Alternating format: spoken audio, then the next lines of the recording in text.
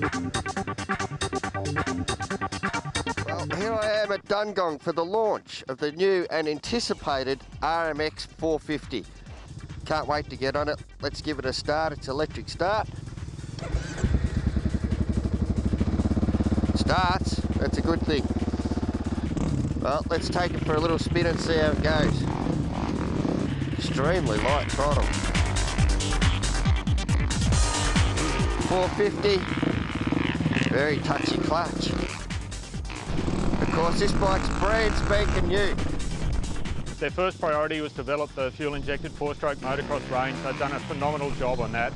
Now they've got that platform so good, they're able to continue the development and expand into the off-road sector. So this is a model we've been waiting for patiently for many, many years. We're so excited to have it now, so it's going to be part of the scene for a long, long time in the Australian off-road market. Fuel injection on these RMX450s makes it a lot easier to work on because you don't need to adjust the carburetors to suit tracks and weather conditions and stuff. The bike will adjust by itself. The maintenance on the RMX450 is pretty basic. You change the oil every 1,000 kilometres and the oil filter every 2,000 kilometres. So every second oil change, air filter and chain, you service and maintain that every ride. The aluminium tank on this bike holds 6.2 litres of fuel, and I have a fuel light which comes on the dashboard here when you have 1.5 litres of fuel left in the tank. The new RMX is very similar to the RMZ450 motocrosser. It's real simple to work on. It's only 2 bolts to get the seat off to get the battery, and the tank is only 3 bolts. 1 metal clip to remove the air filter, so you can literally change the air filter on the side of the track. We certainly see some overlap from casual recreational trail riders into the really hardcore competition riders. And I think the motorcycle can cater for all of those. Clearly, it's a strong competition focus. That's the key part of the design parameter.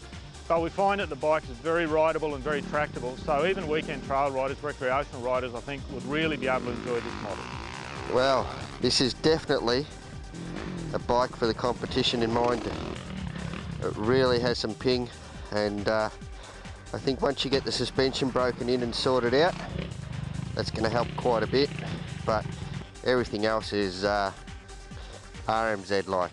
Unbelievable. Turns well, really has some punch. With the wider gears on it, it doesn't run out of gears going up hills. I found that I was probably poking it a lot more, just burp through the bush.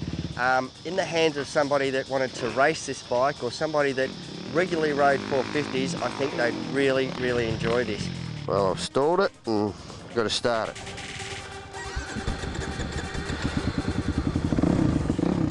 It really is a big bike for me. I'm used to riding 250s, haven't ridden a 450 in the bush for a very long time, and I can tell you what, this bike has some guts, it really does. The new RMX 450 really has a lot of engine braking in it as well, and it's quite noticeable when you're in the bush. When you're going up a hill, as soon as you back off, you almost don't need to use the brakes. It really does brake that hard. And coming down hills, it really assists you as well. It's got a big note to it. Certainly easy to steer. It feels good. You want to win some enduros? This is already done. This is made for you.